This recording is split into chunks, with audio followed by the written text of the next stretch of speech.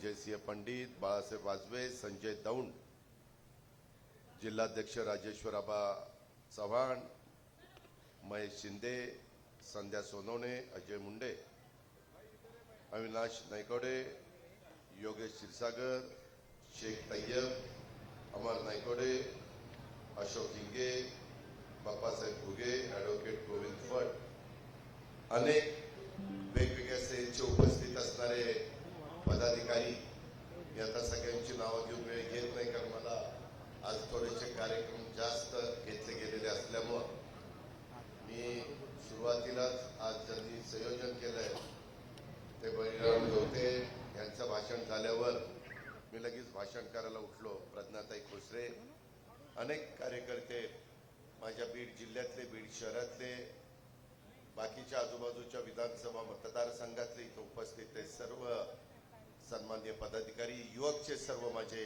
पदाधिकारी, सर्व सेलचे सन्माननीय माझे सहकारी, पत्रकार मित्र, बंधू भगिनींनो आणि माझ्या तरुण मित्रांनो, खरं तर राष्ट्रवादी युवक काँग्रेस मेळाव्याच्या निमित्तानं मी आज बीड जिल्ह्यात संपूर्ण मराठवाड्यातून जे काही आजूबाजूच्या भागातून आलेले कार्यकर्ते असतील, सन्माननीय पदाधिकारी असतील, काही राज्याच्या वेगवेगळ्या भागातून आलेत, काही पुण्यातून आलेले आहेत, पक्षाचे विविध सेलचे पदाधिकारी, युवा पदाधिकारी, युवा मित्रांचं राष्ट्रवादी काँग्रेस पक्षाचा एक प्रमुख या नात्याने मी आपल्या सगळ्यांचं मनापासून स्वागत करतो. आल्यानंतरच्या प्रेमाने, ज्या उत्साहाने तुम्ही माझं आणि माझ्या सहकाऱ्यांचं स्वागत केलेलं आहे त्याबद्दल कृतज्ञता देखील व्यक्त करतो, आपल्याला धन्यवाद देखील देतो.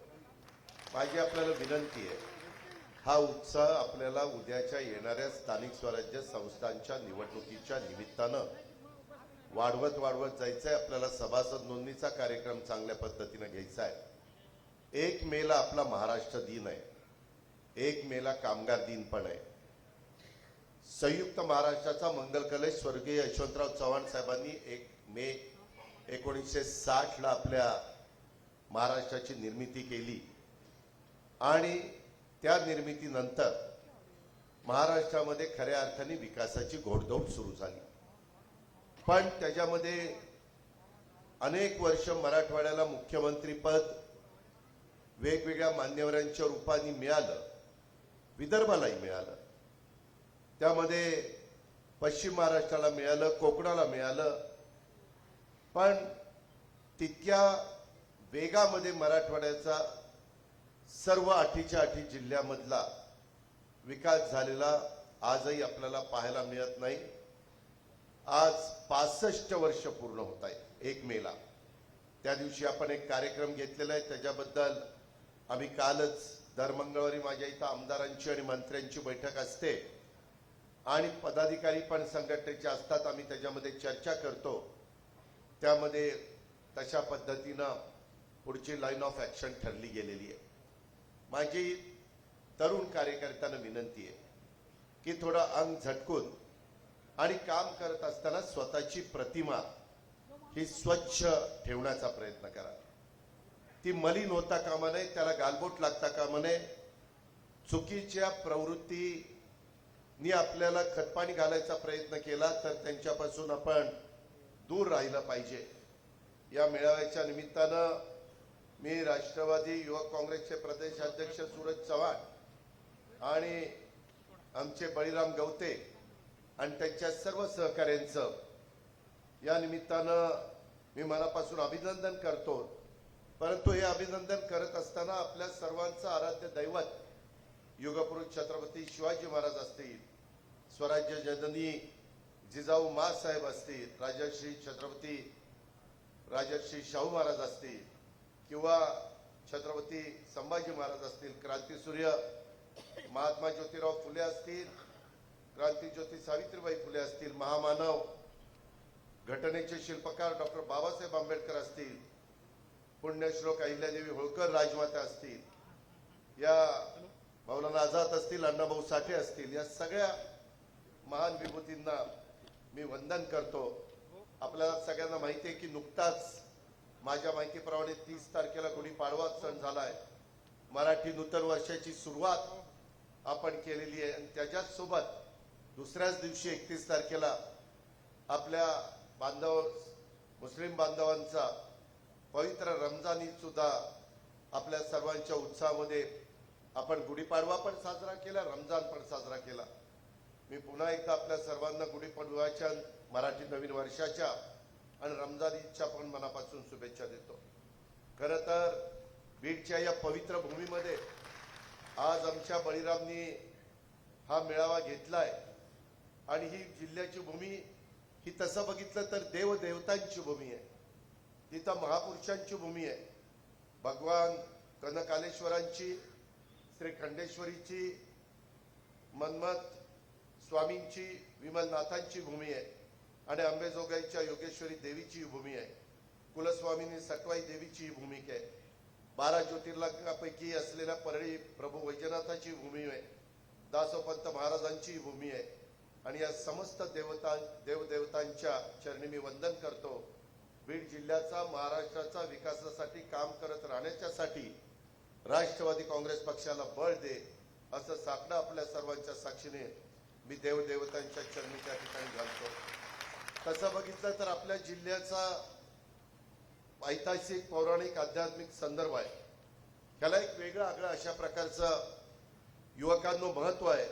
रामायणात सीताबाईंचं अपहरण होत असताना रावण आणि जटायू यांच्यातील लढाई इतिहासात अशी नोंद आहे की बीडच्या याच भूमीमध्ये झाल्याचं सांगितलं जातं. रावणासारख्या कोणत्याही अपप्रवृत्तींना रोखण्याची ताकद या बीड जिल्ह्याच्या मातीमध्ये आणि बीडच्या माणसामध्ये, हे सुद्धा आपण सगळ्यांनी लक्षामध्ये घेतलं पाहिजे. पण महत्वाचं आहे. मागच्या काही दिवसात काही चुकीच्या आणि बीडकरांची बदनामी करणाऱ्या गोष्टी ह्या आपल्याला थांबवायच्या. त्यासाठी आपल्याला राष्ट्रवादी काँग्रेस पक्षाच्या पदाधिकाऱ्यांनी, कार्यकर्त्यांनी एकत्र येऊन काम करायचं. ते नुसतं अजित पवारांनी भाषणामध्ये सांगून होणार नाही.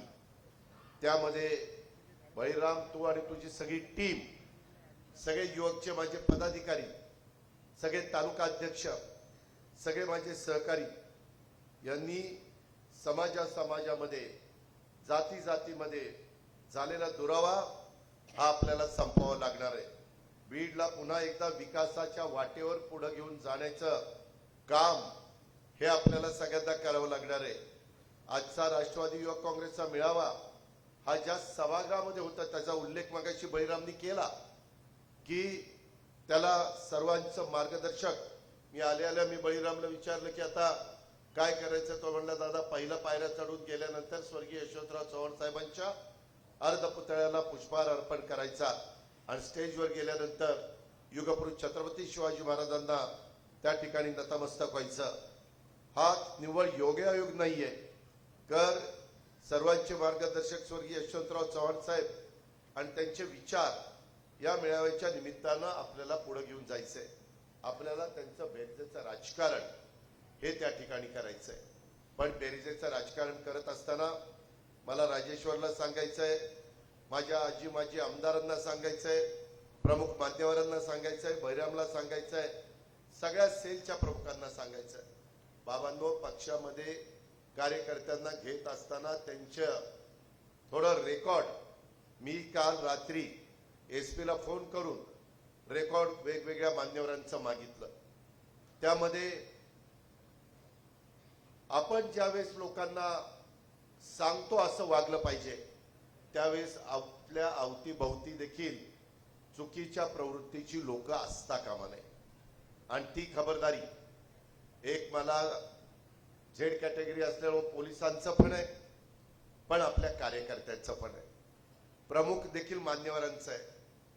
उगीच एखादी गोष्ट लाईटली घेतली तर त्याची जबरदस्त किंमत ही त्या पक्षालाही मोजावी लागते, त्या नेतृत्वाला पण मोजावी लागते. बाबांनो तसं अजिबात होऊन देऊ नका.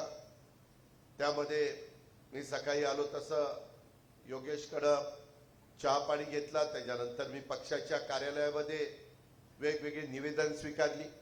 मी माझ्या पद्धतीने, मला सुदैवाने तुमच्या सगळ्यांच्या मुळे, राष्ट्रवादी काँग्रेस पक्षामुळे, काँग्रेसमुळे, कारण मी सुरुवातीला काँग्रेसचा खासदार झालो आणि नंतर मग 99 पासून राष्ट्रवादीचा झालो, त्याच्यामुळं मला अनेक गोष्टीचा अनुभव आहे.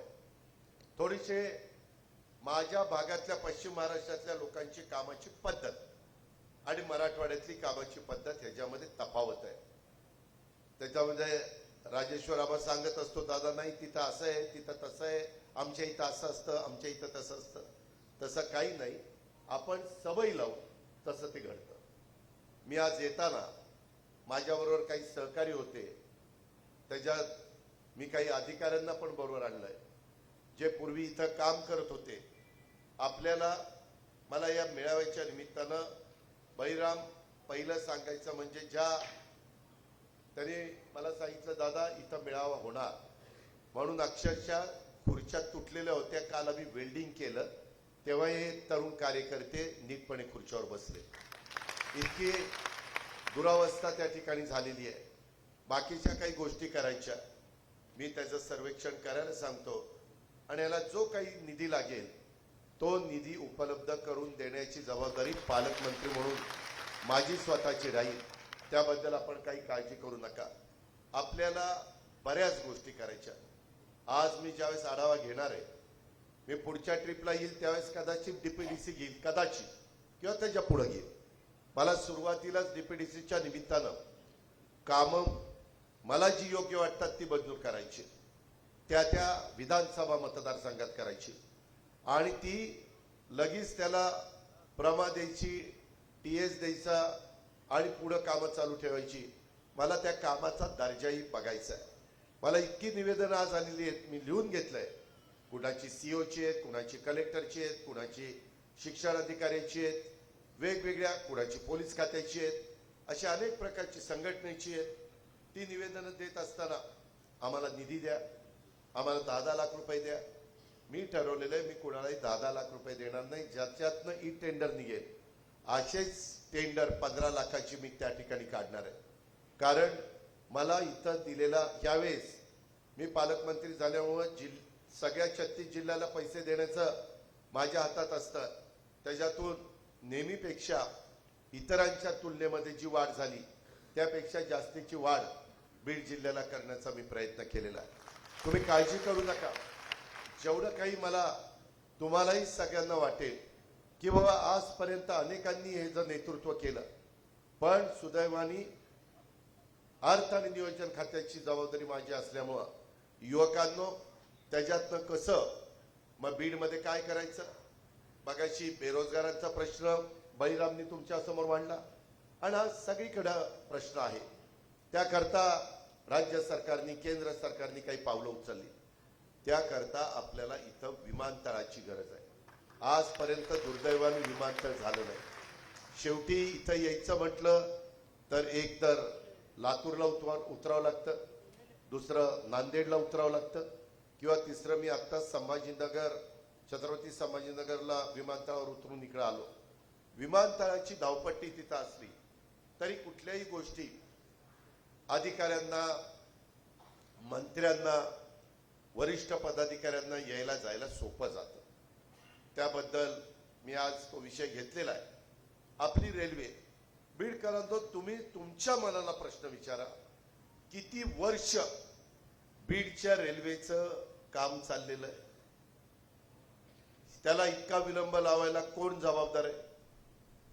कोणीतरी नैतिक जबाबदारी घेतली पाहिजे. असं कोणीतरी येऊन जादूची कांडी फिरवण्यासारखी कामं होत नसतात. त्याला पाठपुरावा करावा लागतो. मी आता माझ्या एका अधिकाऱ्याची इथं नेमणूक केलेली आहे आणि मंत्रालयामध्ये एक सेक्रेटरी लेवलचा माणूस, त्याला सांगितलेलं की महत्वाची कामं, छोटी मोठी कामं तर लोकप्रतिनिधी करतील, परंतु जे पाण्याच्या संदर्भातले प्रश्न आहे, जे विजेच्या संदर्भातले प्रश्न आहे, आपल्या जिल्ह्यातनं गेलेले नॅशनल हायवेच्या संदर्भातले प्रश्न आहे, शक्तीपीठाच्या संदर्भातला मराठवाडा विदर्भाचा प्रश्न आहे, त्याच्या संदर्भामध्ये रेल्वेचा प्रश्न आहे, विमानतळाचा प्रश्न आहे. मी आता इथं इन्क्युबेशन सेंटर, इनोव्हेशन सेंटर काढायचं माझ्या डोक्यात आहे. त्याच्यातून साधारण 200 कोटी रुपयाची गुंतवणूक आहे. किती? 200 कोटी रुपयाची. आणि त्याच्यात 165 कोटी रुपये मी टाटा ट्रस्ट कडनं आणणार आहे आणि साधारण 35 कोटी रुपये आपण राज्य सरकारकडनं कसे टाकायचे ते मी त्या ठिकाणी बघीन. ह्याच्यातून मुलं आणि मुली हे आपल्याला तयार करायचं आहे. नवीन प्रशिक्षण त्यांना द्यायचं आहे, ज्याच्यातून ते प्रशिक्षण दिल्यानंतर तुमच्या भागातल्या मुलांना मुलींना हाताला काम मिळेल. आपल्याला आता आर्ट्स सायन्स कॉमर्स असे हजारो लाखो लोक झाली. आता त्या डिग्रीला फार काही महत्व राहिलेलं नाही आहे, पण फार नाही. जे कारखाने येतात, जे वेगवेगळे आता AI त्याच्या संदर्भामध्ये आर्टिफिशियल इंटेलिजन्स म्हणजे कृत्रिम बुद्धिमत्ता, ते आता आपण मनावर घेतलेले. यंदा बजेटमध्ये आपण तरतूद केलेली. शेती करत असताना माझ्या शेतकऱ्यांनी AIचा वापर करून शेती केली पाहिजे.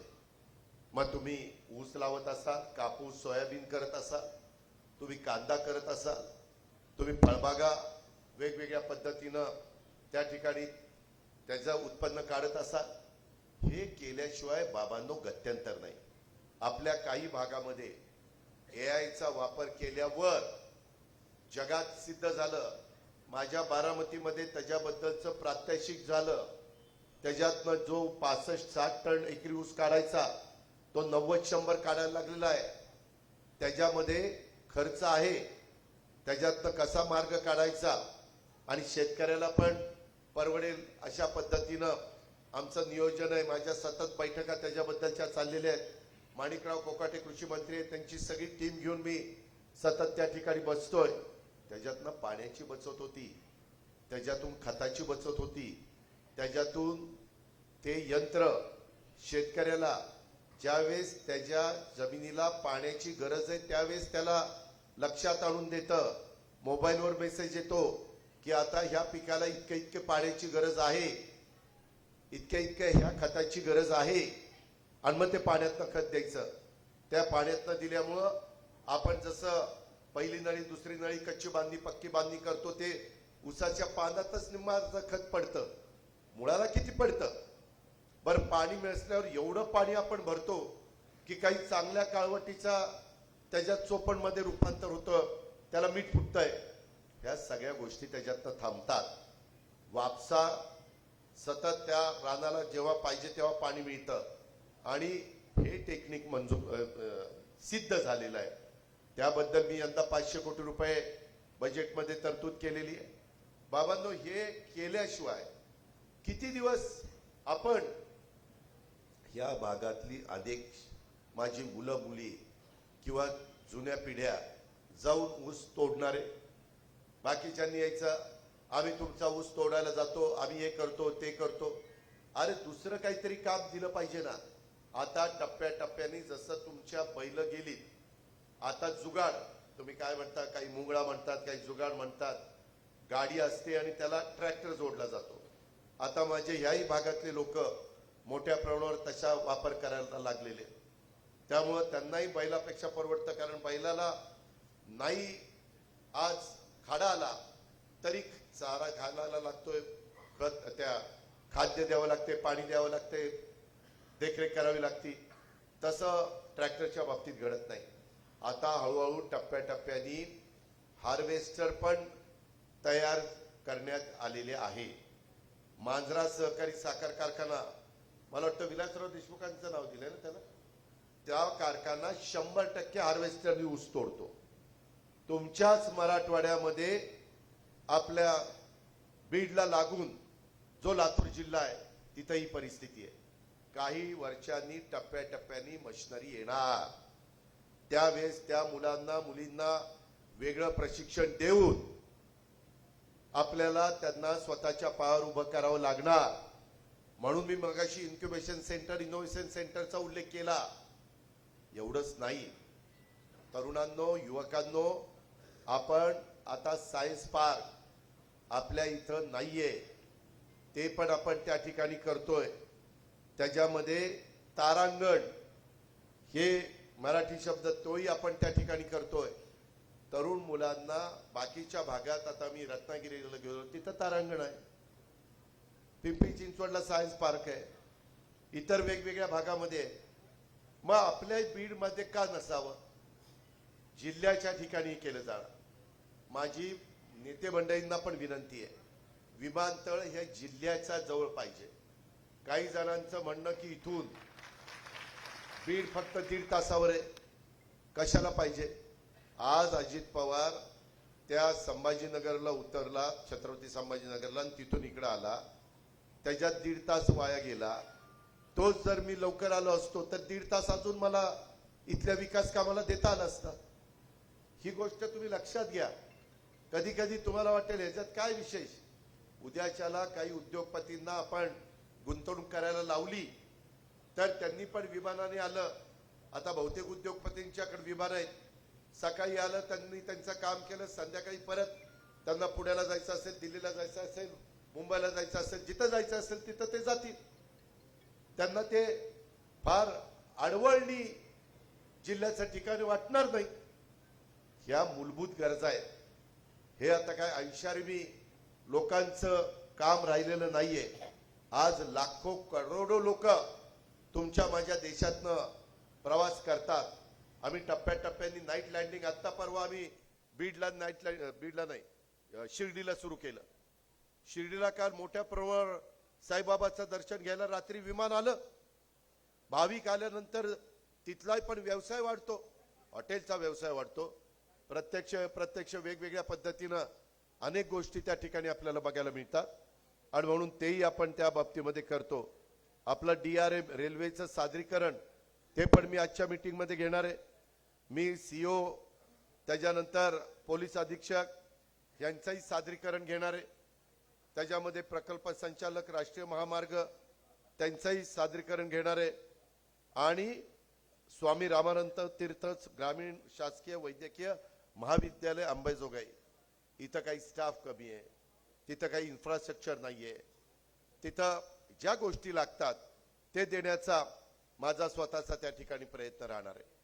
मित्रांनो, मी नेहमी महाराष्ट्राला सांगतो, मी कामाचा माणूस आहे आणि त्याच्यामुळं मला काम करायला आवडतं. सकाळी लवकर उठून त्या ठिकाणी मीटिंग घ्यायला आवडतं, आढावा घ्यायला आवडतं, लोकांना भेटायला आवडतं, त्यांची निवेदन स्वीकारून ज्या निवेदनामध्ये तथ्य आहे, कुठेतरी माझ्या एका सहकार्यावर किंवा महिलावर किंवा पुरुषावर अन्याय होतो, तिथेही आम्ही लोकांनी लक्ष घातलं पाहिजे.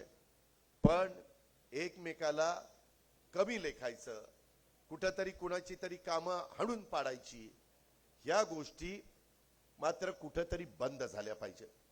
बाबांनो, माझं आपल्याला स्पष्ट त्या ठिकाणी म्हणणं आहे की एकंदरीतच आपल्याला पुढे जायचं असेल तर आपल्याला बेरजेचं राजकारण करत करत सर्व धर्म समभाव, छत्रपती शिवाजी महाराजांनी हिंदवी स्वराज्याची स्थापना करत असताना जसं 18 पगड जाती 12 बलुतेदारांना घेऊन हिंदवी स्वराज्याची स्थापना केली, त्यात सगळे होते. हे काही जण सांगतात ना असं होतं तसं होतं, अजिबात नाही. महाराजांचा दारुगोळा सांभाळण्याच्या करता देखील अल्पसंख्याक समाजाचे सहकारी होते, सरदार होते. खूप उदाहरणं त्या ठिकाणी आहेत. आणि त्यामुळं पिढ्यानपिढ्या आपण वर्षानुवर्ष गुण्यागोविंदाने राहतो. परवा इथं एका ठिकाणी धार्मिक स्थळाच्या तिथं गिलेटिन उडवण्यात आलं. ही विकृती आहे. कशा करता हे वाद घालतात? अहो, ह्याच्यातनं तुम्हाला नोकऱ्या पाहिजे का एकमेकाच्या मध्ये तेढ निर्माण करायची? यांनी काही होणार नाही. आता ज्या चौकशा चालल्या त्या पारदर्शकपणे चाललेल्या आहेत. वेगवेगळ्या पेपरला बातम्या येतात, त्या बातम्यात किती विश्वास ठेवायचा, काय ठेवायचा ते तुमचं तुम्ही ठरवा. त्यांना बातम्या देण्याचा अधिकार आहे कारण ते चौथा स्तंभ आहे. आणि तुम्हालाही प्रत्येकाचे विचार ऐकण्याचा अधिकार आहे. पण ते करत असताना एकंदरीत समाजामध्ये एकोपा राहील, समाजामध्ये कुठेही अंतर पडणार नाही, ह्या पद्धतीनं तरी काम हे ह्या निमित्तानं झालं पाहिजे. एकंदरीतच हे काम करत असताना माझी तुम्हाला विनंती आहे की राष्ट्रवादी युवक काँग्रेसच्या माझ्या कार्यकर्त्यांनी, सूरज असेल, बळीराम असेल किंवा बाकीचे सगळे माझे सहकारी असतील, युवकांचे प्रश्न, बेरोजगारी, शिक्षण, व्यवसाय, शेतकऱ्यांच्या समस्या यावर काम करण्याच्या करता स्थानिक पातळीवर युवकांचं संघटन हे नीट असलं पाहिजे. मला आता काही कार्यकर्ते भेटले की दादा आम्हाला पण बीडच्या परिसरामध्ये काही चांगल्या गोष्टी कराव्याशा वाटतात आणि त्यांनी केल्यात. त्यांनी मला आता निवेदन दिलं. अशांना मी प्रोत्साहन देईन. हे काम केलं पाहिजे. अधिकाऱ्यांनी अधिकाऱ्यांचं काम केलं पाहिजे, नेत्यांनी त्यांचं काम केलं पाहिजे, परंतु एक जबाबदार नागरिक या नात्याने आपण पण आपले आपले कामं मार्गी लावली पाहिजे. गाव पातळीवर, जिल्हा पातळीवर, तालुका पातळीवर युवा नेतृत्व आपण घडवलं पाहिजे. लोकांच्या पर्यंत पक्षाचा विचार आपण पोहोचवला पाहिजे. लोकांच्या समस्या फक्त ऐकून चालणार नाही, तर त्यावर कार्यक्षम उपाय करण्याचा प्रयत्न करा. मी त्याबद्दल युवकांना, बळीरामला सांगेन की तुम्ही जे काही चर्चा कराल, तुम्हाला एखादी गोष्ट गंभीर वाटली नाही, पालकमंत्र्याच्या कानावर घालायला पाहिजे. त्यावेळेस मी आल्यानंतर मला त्याच्याबद्दलची निवेदन द्या. मी अधिकाऱ्यांनी घेऊन ते प्रश्न कसे मार्गी लावायचे ह्या प्रकारे आपण ते प्रश्न मार्गी लावू. त्याच्यामध्ये एकंदरीतच प्रचार, प्रसार आणि संघटन मजबूत करण्यासाठी डिजिटल प्लॅटफॉर्मचा पण वापर आपण केला पाहिजे, पण तो चांगल्या कामाकरता केला पाहिजे. काय काय वेळेस मी बघतो ते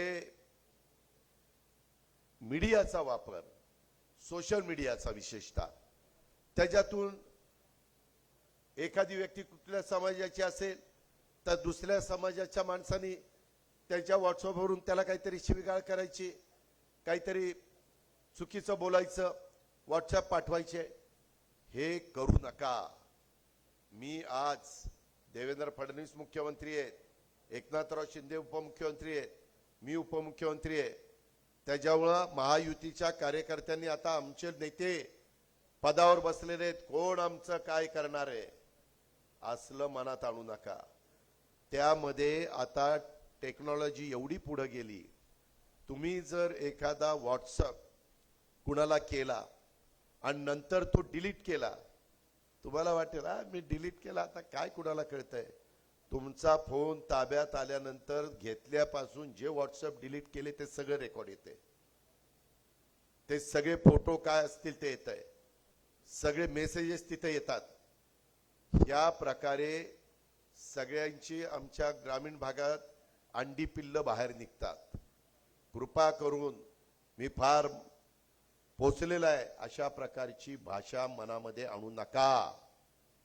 जर त्याच्यात तुम्ही अडकला तर अशांना सोडवायला मी पुढे येणार नाही. मी उलट पोलिसांना सांगेन, ह्याला टायर मध्ये घ्या, ह्याला ठोकून काढा.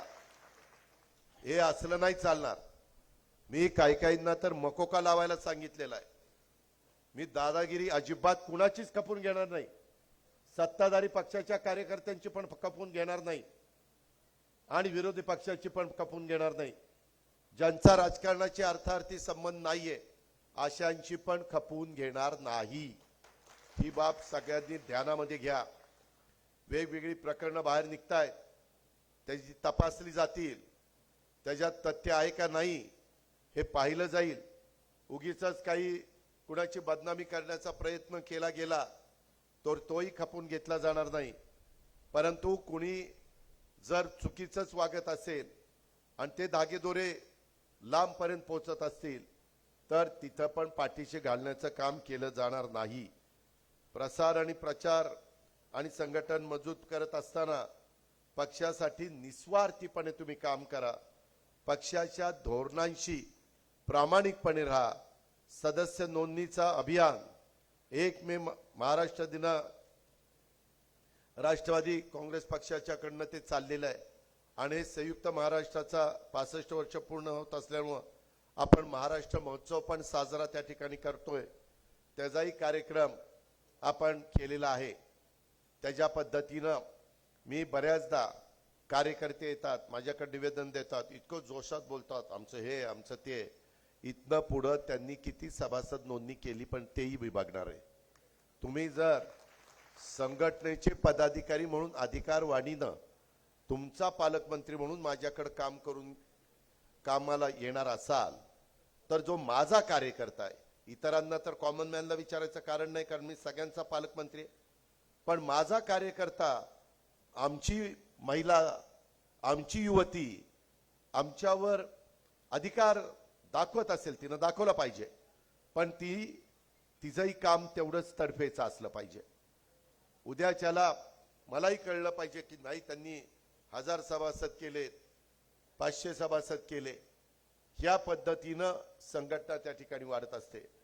कारण पुढं जिल्हा परिषद, तालुका पंचायत, नगरपंचायत ह्या ज्या निवडणुका आहेत, माझ्या माहितीप्रमाणे आपल्या बीड जिल्ह्यात एकही महानगरपालिका नाही, नाही का? एकही नाही. पुढं कधी बीडचं पॉप्युलेशन वाढलं तर बीड महानगरपालिका होईल. परंतु ज्या महानगरपालिका होतात, टाळ्या नका वाजू, ज्या महानगरपालिका झाल्या त्या पगाराला महाग आहेत. त्याच्यामध्ये परभणीची अवस्था काय, चंद्रपूरची काय, जालन्याची काय, त्याच्यामध्ये परवा मायाकडं लातूरचे पण लोक आलेले होते.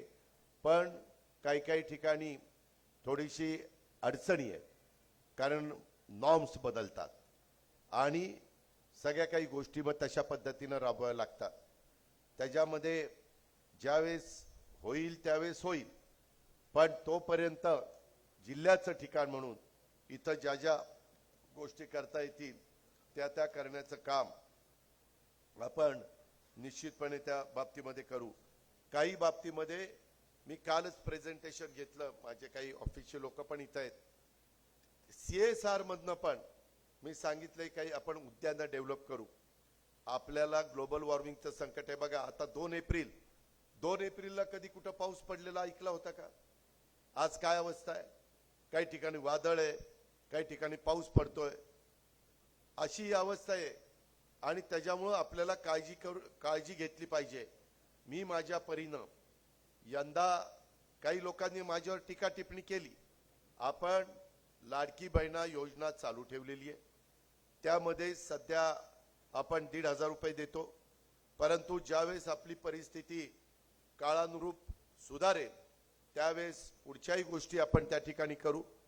मी 31 तारखेच्या आत पीक कर्ज भरा सांगितलं, त्याच्यावर काहींनी टीका केली.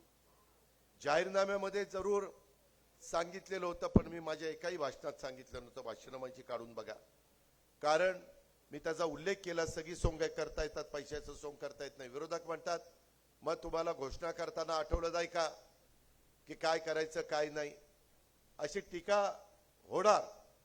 पण शेवटी राज्याला आर्थिक शिस्त पण लागली पाहिजे, ते नियोजन पण बिघडता कामा नये. आपली जिल्हा बँक, मी कालच काही जिल्हा बँकांचे, कोल्हापूर जिल्हा बँक, सातारा जिल्हा बँक, पुणे जिल्हा बँकेची माहिती घेतली. एवढ्या मजबूत बँका आहेत. माझी बारामती सहकारी बँक 0% माझा NPA, ग्रॉस NPA नाही, रेग्युलर NPA. सर संस्था नीट चालवायच्या म्हटलं तर चालवता येतात. आपली स्वतःची भूमिका स्वच्छ असली पाहिजे. आज आम्ही काय त्या बुलढाणा जिल्हा बँकेला मदत केलेली आहे. आपल्याला काही जण मला म्हणाले की दादा आम्हाला चांगले अधिकारी त्या ठिकाणी द्या. इथं काही अधिकारी बदलावे लागणार आहेत, काही निगरगट्ट झालेले आहेत, काही त्यांना सोयीसुतक पडलेलं नाही.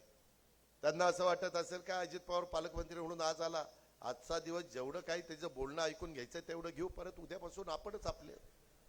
पण त्यांना मी हे सांगणार आहे, पण पुढच्या ट्रिपला आल्यावर मग तुमच्याकडे बघतोच कसं काय.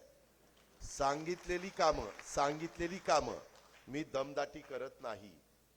त्यांनी जनतेचं काम करण्याचं, प्रशासनाचं काम करण्याचं स्वीकारलेलं आहे. त्याकरता त्यांना पगार मिळतो, त्याकरता त्यांना वाढ मिळते, त्याकरता त्यांना 7वं वेतन मिळतंय, पुढे 8वंही वेतन मिळेल, त्याहीबद्दल दुमत नाही. पण त्यांनी पण त्यांची जबाबदारी पार पाडली पाहिजे. आता एक माजी नगराध्यक्ष मला येऊन भेटल्या का, विद्यमान नगराध्यक्ष, त्या म्हणल्या दादा आम्ही काम सांगितलं तर सरळ अधिकारी म्हणतात जा कुठं जायचं तिथं. असं उर्मट सारखं जे कोणी अधिकारी वागत असतील, रीतसर सांगितलेलं काम असताना चुकीचं काम सांगितलं तर मी चुकीच्या कामाचं समर्थन करणार नाही. परंतु रीतसर काम सांगितलं असताना अशी जर भाषा जर प्रशासनातल्या कुठल्या व्यक्तीने केली तर ती पण आम्ही खपून घेणार नाही.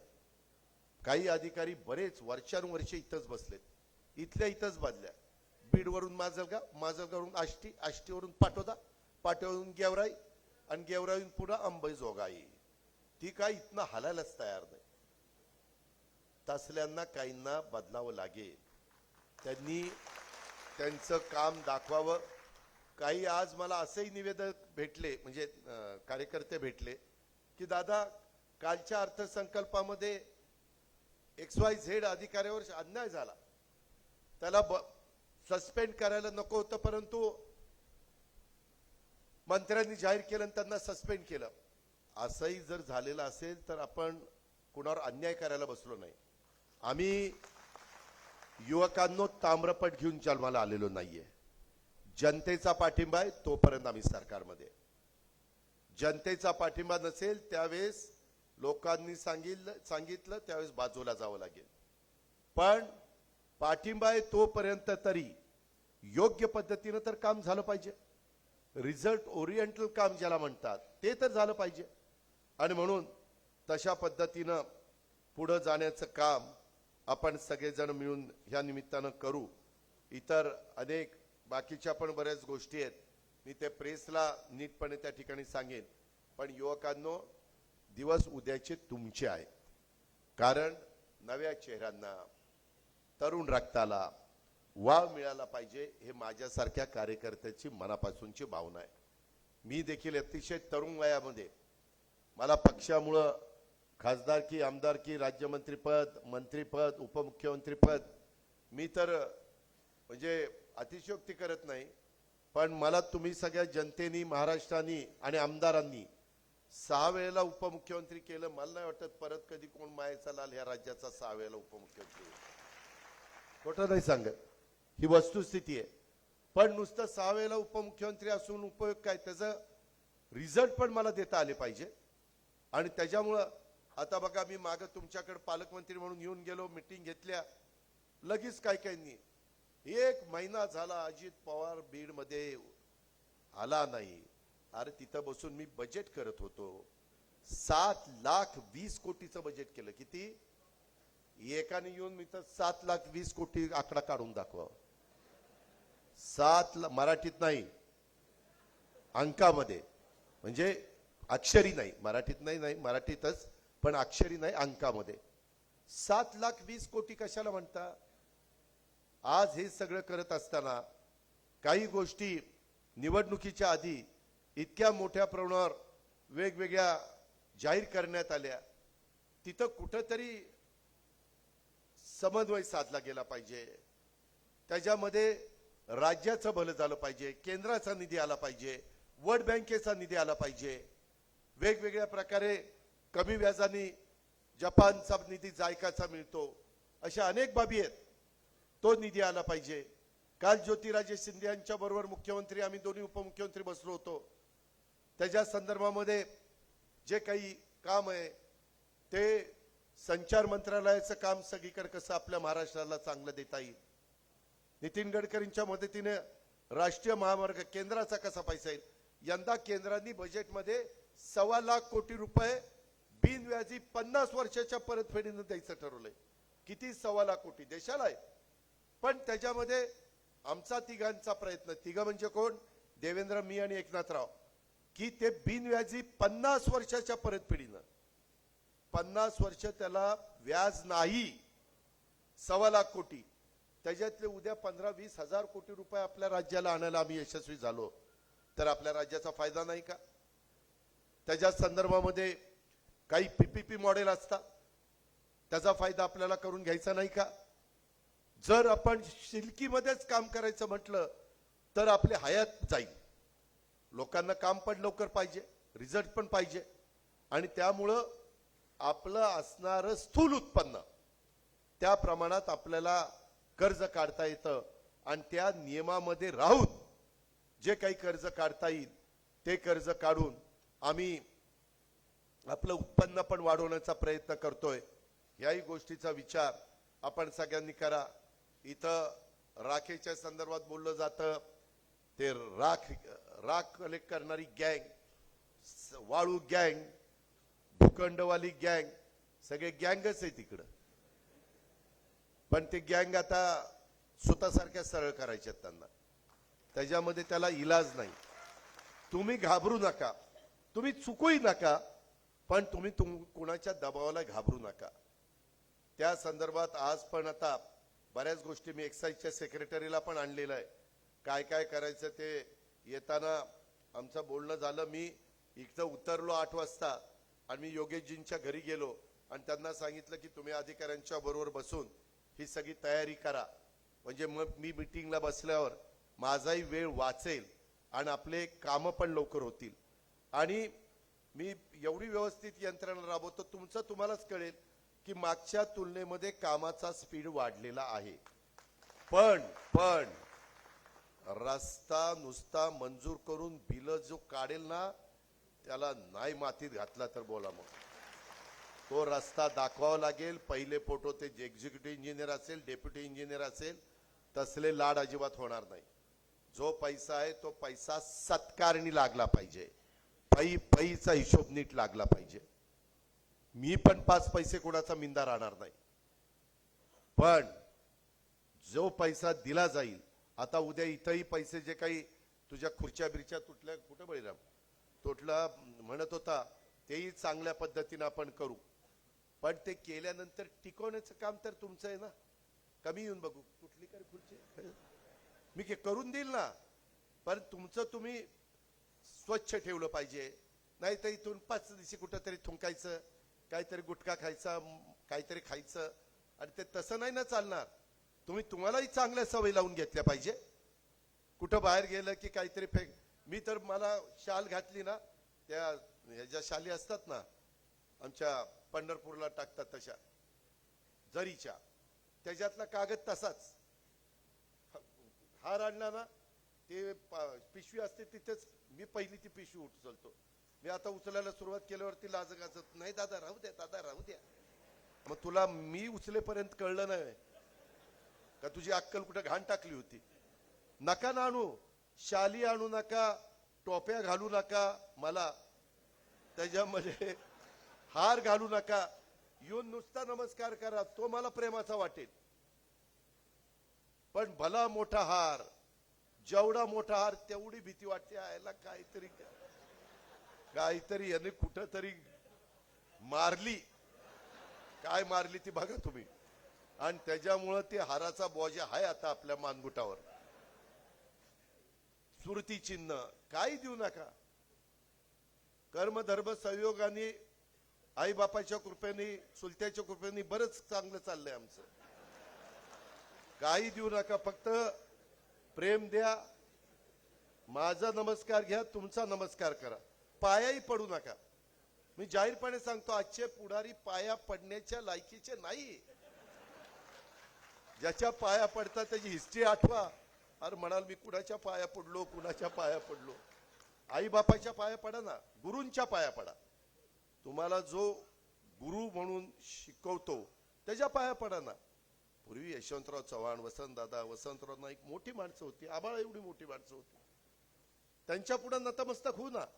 छत्रपती शिवाजी महाराज आहेत, संभाजी महाराज आहेत, राजमाता जिजाऊ आहेत, बाबासाहेब आंबेडकर आहेत, महात्मा फुले आहेत, मौलाना आझाद अण्णाभाऊ साठे आहेत.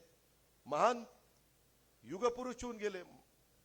किती महिला, किती जणांची नावं घेऊ. पण ह्याच्यामध्ये जे फार म्हणजे वाईट वाटून घेऊ नका युवकांनो. मी तुम्हाला हे तरुणांच्या करताय बरं का, तुम्ही तुमच्या हा की तुम्ही त्या संदर्भामध्ये उगीच पाया पडत, मग त्याच्यात लाचारी पत्करल्यासारखं वाटतं. का पाया पडायचं? आपण असं नमस्कार करू ना. आपण पूर्वी काय म्हणायचो, राम राम किंवा नमस्कार म्हणायचो का नाही? सलाम वालेकुम, काय हरकत आहे? आपण सगळ्या जाती धर्माचा आदर केला पाहिजे. कुणाचाही आपण त्या ठिकाणी मनात आडी ठेवता कामा नये. ही पण माझं तुम्हाला सगळ्यांना सांग. मला खूप बोलण्यासारखं आहे, परंतु मला बळीराम, तू आणि तुझ्या प्रत्येक बाकीच्या कार्यकर्त्यांनी किती सभासद केले, पुढच्या वेळेस पासून ते पण सांगितलं पाहिजे. वेगवेगळ्या सेलनी काय केलं, त्याच्यामध्ये बाकीच्या कमिट्या करताना जे आमचं सूत्र आहे त्या पद्धतीने मी कमिट्या करीन. म्हणजे राष्ट्रवादीला किती, भाजपला किती, शिवसेनेला किती, डीपीसीचा पण निधी कुणाला किती, हे एक सूत्र आम्ही ठरवलेलं आहे, एक शिस्त लागण्याकरता. त्याच्या बाहेर मी त्या ठिकाणी जाणार नाही. पण ते करत असताना मी ती कामाची यादी पण बघणार. मला निधी देण्याचा अधिकार जसा आहे तसं कुठल्या कामाकरता निधी संबंधित लोकप्रतिनिधी मागतायत ह्याची पण मी शहानिशा करणार आणि त्याला त्या ठिकाणी मान्यता देणार. अशा पद्धतीनं आपण काम करत त्या ठिकाणी राहू. अतिशय उत्तम पद्धतीनं आपण आता सूरज चव्हाणांचे पण दौरे चाललेले आहेत. वेगवेगळ्या रक्तदान शिबिर, समाजोपयोगी उपक्रम हे राष्ट्रवादी युवक काँग्रेसने राबवले पाहिजेत. त्याच्यामध्ये युवा जागर अभियान हे पण आपण त्या ठिकाणी युवकांच्या समोर वारंवार जाऊन अधोरेखित केलं पाहिजे. आणि दुसरं, जे प्रवक्ते असतात ना बोलणारे, त्यांनी फार तोलून मापून बोलावं बा. उगीच काहीतरी असं काहीतरी बोलून कुठल्या समाजाला राग येईल किंवा तो समाज आपल्या पक्षावर नाराज होईल असलंही वक्तव्य करण्याच्या भानगडीत पडू नका. आम्हाला पण ते दांडकं घेऊन येतात. हा दादा तुमचं काय म्हणणं आहे? अरे थांब ना, जरा माहिती घेऊन तुमचं काय म्हणणं आहे. जरा माझ्यासारख्याला पण, मी उपमुख्यमंत्री असलो तर माहिती घेतल्याशिवाय सहसा बोलत नाही. आणि आता मी दुधाचे पण पैसे मगाशी सांगायचं राहिलं, जवळपास 7 रुपये लिटरनी बहुतेकांचे पैसे सोडलेत. काही थोडेसे राहिलेत ते पण लवकरच त्या ठिकाणी देतोय. जिथं जिथं माझ्या शेतकऱ्याला मदत लागेल तिथे तिथं महायुतीचं सरकार तुमच्या पाठीशी आहे. पण तुम्हाला पण आम्ही वेळोवेळी जे मार्गदर्शन करू, जो सल्ला देऊ, जे आव्हान करू, त्या प्रकारे तरुणांनो ह्या कानाचं ऐकून त्या कानाचं सोडू नका. तुम्हालाही गावोगावी जाऊन ते समजून सांगावं लागणार आहे. तर आपली संघटना मजबूत होईल. तर तुम्हाला उद्या जिल्हा परिषद, तालुका पंचायत, नगरपालिका, नगरपंचायत ह्यामध्ये नेतृत्व करता येईल. ह्याच्यातनंच नेतृत्व तयार होतं. हे पण आपण सगळ्यांनी लक्षात घ्या. आईच्या पोटात कुणीच शिकून येत नाही. जन्माला आल्यानंतरच एक एक दिवस, आम्ही आज देखील जरी आमचं वय इतकं झालेलं असेल तरी देखील आम्ही रोज काही शिकण्याचा प्रयत्न करतोय. नवीन नवीन रोज शिकता येतं. मग मीच सर्व गुण संपन्न आहे असं पण समजण्याचं काही कारण नाही. आणि पदाधिकाऱ्यांनी पण माझा कार्यक्रम ह्यांनी हाणून पाडला. कुणी कुणाचा कार्यक्रम हाणून पाडत नाही. तुम्ही कार्यक्रम घेत चला. त्याच्यामध्ये जे कार्यक्रम आम्हाला द्यायचे ते आम्ही देऊ. पण ह्यांनी कार्यक्रम हाणून पाडला, त्यांनी कार्यक्रम हाणून पाडला असं काय डोक्यात आणता? चांगला विचार करा ना. साधू संतांनी काय सांगितलेलं आहे त्याचं जरा आचरण करा आणि निर्व्यसनी राहा. ते एक महत्वाचं आहे. नाहीतर काय मग ते खरं नाही. या पद्धतीनं बाबांनो आपण पुढे जाऊ. बहिराम, तुम्ही आणि तुमच्या सगळ्या सहकाऱ्यांनी चांगला कार्यक्रम त्या ठिकाणी आयोजित केलेला आहे. पाठपुरावा करत चला. मी सगळ्यांना सांगेल, स्टेजवरच्या आणि तुम्हाला पण, ज्या प्रेसला मी गोष्टी सांगेल, माझ्या तर ऑफिसला मी पाठपुरावा करायला लावीनच, पण तुम्ही देखील वेगवेगळ्या प्रकारचे जे काही प्रश्न आहेत आणि काही बाबतीत माझ्याकडे अशा तक्रारी आलेल्या आहेत की दादा तिथं तुम्ही कामाचा दर्जा तपासा स्क्वॉड पाठवून. काही इतक्या बेकार कामं चाललेली आहेत ते मी स्क्वॉड पाठवून तपासणार. जो कॉन्ट्रॅक्टर असेल, भले तो अजित पवारच्या जवळचा असला तरी तो चुकीचं काम करत असेल तर त्याला आम्ही काळ्या यादीमध्ये टाकणार, ब्लॅक लिस्टला टाकणार. कारण हा पैसा मंजूर करून आणताना खूप त्रास होतो. हे साधं गणित नाहीये. आता तुम्हाला पशुसंवर्धन कॉलेज पण 550 कोटी रुपयाचं दिलेलं आहे. 550 कोटी. तुम्ही आता, मी पालकमंत्री झाल्यापासून मी ती लिस्टच बनवणार आहे काय काय म्हणजे बीड, कारण बीड जिल्ह्याच्या लोकांनी माझ्याकडनं खूप अपेक्षा व्यक्त केलेल्या आहे. मी पुढच्या वेळेस थोडं मुक्कामाच्या तयारीनं येईल आणि बीड मधली प्रतिष्ठित लोक, काही डॉक्टर असतील, काही इंजिनियर असतील, काही क्वालिफाईड लोक असतील, वेगवेगळ्या क्षेत्रातली मान्यवर, त्यांची एक मी बैठक घेणार आहे आणि त्यांना विचारणार आहे की तुमच्या आमच्याकडनं काय अपेक्षा आहे. कारण काही भाग इतका पुढे निघून गेलेला आहे आणि आपला इथला अजून कचराही निघत नाहीये, साफसफाई नीट होत नाहीये. इतका विरोधाभास आहे आणि त्याकरता ते दुरुस्त करायचं असेल तर मी एकट्याने किती लावून धरून चालणार नाही. त्याच्यात इथल्या लोकांची पण मानसिकता ह्याच्यामध्ये आम्हाला बदल करावा लागेल आणि त्यांनाही विश्वासात घ्यावं लागेल. त्यांनाही असं वाटतं का म्हणायचे आयला येतो काय सांगतो पुढारपण करतो निघून जातो. त्यांचंही त्यांचंही शहराकरता काही म्हणणं असेल ना, त्यांचंही वेगवेगळ्या मतदारसंघाकरता काही मनात त्यांचंही विजन असू शकतं. तुम्ही युवक बसलेला आहे, तुमचंही काही असू शकतं आणि जे तुमचं योग्य असेल ते मी पण त्याचं स्वागत केलं पाहिजे. मी पण अधिकाऱ्यांना सांगितलं पाहिजे ही सांगतोय हे बरोबर आहे. मी त्यावेळेस सगळे अधिकारी ठेवले हजर. सगळे मी जिथं जातो तिथं कलेक्टर, एसपी, सीओ, वेगवेगळे PWD, इरिगेशन हे सगळे अधिकारी तिथं हजर ठेवतो. का तर मग तिथल्या तिथं आपल्याला निर्णय घ्यायला सोपं जातं. ह्या पद्धतीनं मित्रांनो आपण पुढे जाऊ. आता अजून मला काही ठिकाणी जायचं आहे आणि वेळेमध्ये कार्यक्रम झाले तरच माझ्या पुढच्या मला वाटतं 2 वाजल्यापासून 5 वाजेपर्यंत का 1:30 वाजल्यापासून 5-5:30 पर्यंत मी मीटिंग घेतलेले आहेत. आणि एक करा बाबांनो, एकदा निवेदन दिलं ना, निवेदन वाचून पहिलं द्या. त्याच्यात इतक्या चुका असतात. मग त्याला म्हणलं नाही असं का नाही दादा मी तशीच सही केली. अरे वाचून सही कर ना, तशीच सही कशी केली. आणि मोबाईल नंबर देत चाला. तुमचा मोबाईल नंबर असला तर त्या कामाचं काय झालं माझं ऑफिस तरी किंवा मी तरी सांगू शकतो, किंवा त्या कामात काही अडचण आली तर तुम्हाला फोन करू शकतो. अरे निवेदन दिलंय, काही तर गावाचं नाव नाही, तालुक्याचं नाव नाही, जिल्ह्याचं नाव नाही, आमका रस्ता ते करा. अरे पण इथलं काही फक्त बीडचं काम नाही, मुंबईत गेल्यावर सगळी कागद तिथं घेऊन बसावं लागतं. त्यामुळं नीटपणे अक्षर स्वच्छ काढा. नसेल चांगलं तर ज्याचं असेल त्याच्याकडनं लिहून घ्या, पण वाचता येईल असं लिहा. काय वेळेस मी आत्ता पण एक महिला आली, तिला विचारलं काय, ती पण सांगत नाही दादा मी न वाचताच दिलं तुम्हाला. असलं करू नका, 2दा वाचून द्या, परंतु वाचून दिलेलं जास्त चांगलं.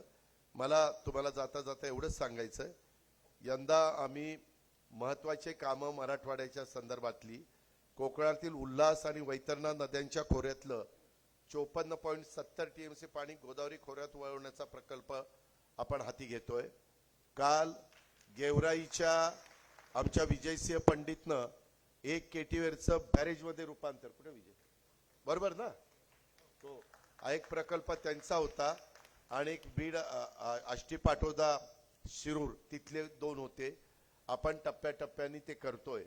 आता 3 प्रकल्पाला काल आम्ही मान्यता कॅबिनेटने दिलेली आहे, पण ती कामं मात्र चांगली झाली पाहिजे. त्याच्यानंतर त्या साधारण हे जे मी आता सांगितलं त्याच्यात 2,40,000 हेक्टर सिंचनाकरता पाणी उपलब्ध होणार आहे. प्रकल्पाचं सर्वेक्षणाचं आणि अन्वेषणाचं काम आपण सुरू केलंय. 2,40,000 म्हणजे 2.5 आणि 2.5 5 आणि 1 6 लाख एकर माझ्या मराठवाड्यामध्ये त्याच्यातनं ओलिताखाली येणार आहे. आणि 54 TMC पाणी म्हणजे ते साधारण एक TMC पाणी म्हणजे 10,000 एकराला पुरतं. म्हणजे 50 एकराचं 5 लाख TMC आणि 54-55 साधारण 5 लाख एकर, 6 लाख एकराचं हे पाणी आहे. गोदावरी खोरे पुनर्भरण मराठवाडा ग्रीड हे महत्वाकांक्षी प्रकल्प वित्तीय संस्थांच्या साहाय्याने राबवण्यात येणार. ह्याच्याकरता 37,000 कोटी रुपये आपण त्या ठिकाणी खर्च करतोय. न्यायालयाची स्थापना, 18 नवीन न्यायालयाची स्थापना आपण त्याच्यामध्ये मराठवाड्यामध्ये करतोय. पशुवैद्यकीय महाविद्यालय परळी बीडला पशुवैद्यकीय महाविद्यालय आपण मंजूर केलं. हिंदू हृदय सम्राट बाळासाहेब ठाकरे समृद्धी महामार्ग हा आता जवळपास 100% पूर्ण झालाय. 76 किलोमीटरचा रस्ता लवकरच सुरू होईल. महामार्गालगत ॲग्रो लॉजिस्टिक हब विकसित करणं, त्यात कोल्ड स्टोरेज, ग्रेडिंग, पॅकिंग आणि निर्यात हाताळणी केंद्राचा प्रमुख सुविधा आपण देणार आहोत. याच प्रामुख्याने विदर्भ आणि मराठवाड्याचा शेतकऱ्यांना फायदा होईल. अशा गोष्टी आपण करतोय. मला दुसरं एक तुम्हाला सांगायचं आहे, ह्यामध्ये तुम्ही काहींनी पुढाकार घ्या. मी त्याच्यामध्ये चांगल्या चांगल्या लोकांचं व्याख्यान हे पण शेतकऱ्यांच्या करता आपण त्या ठिकाणी ठेवू शकतो, ज्याच्यातून चांगले विचार ऐकले तर त्याच्यात तुम्हालाच कामामध्ये मदत होणार आहे. ह्याही गोष्टी आपण सगळ्यांनी लक्षात घ्या. अशा बऱ्याच गोष्टी आपल्याला करायच्यात. मी तुम्हाला स्वप्न दाखवत नाही, आपल्याला काम करायचंय. मी माझ्या मतदारसंघात केलेलं आहे, माझ्या जिल्ह्यात मी केलेलं आहे. मी जिथं जिथं साधारण लक्ष घालू शकलो तिथं तिथं मी केलेलं आहे. प्रकाशराव, अमरसिंह, विजयसिंह यांना विचारा. मी गोदावरी नदीवर माझ्यावर ॲलिगेशन झाले, भ्रष्टाचाराचे आरोप झाले, पण मी नाथसागर पासून बाबळी बॅरेज पर्यंत सगळ्या गोदावरीवर बॅरेजेस बांधले. त्याच्यानंतर सिंदफणावर त्या ठिकाणी काही प्रमाणात बांधले, मांजऱ्याला बांधले, तापीला बांधले. अशा पद्धतीनं आपल्याला पुढे त्या ठिकाणी जायचंय. हे केल्याशिवाय गत्यंतर नाही. तुम्ही मात्र राजकारण 80% समाजकारण करा आणि 20% राजकारण करा. तुम्हाला राजकारण 80% करायची सवय आणि समाजकारण 20%च करायची सवय. तसलं करू नका. माग झालं गेलं, गंगेला मिळालं.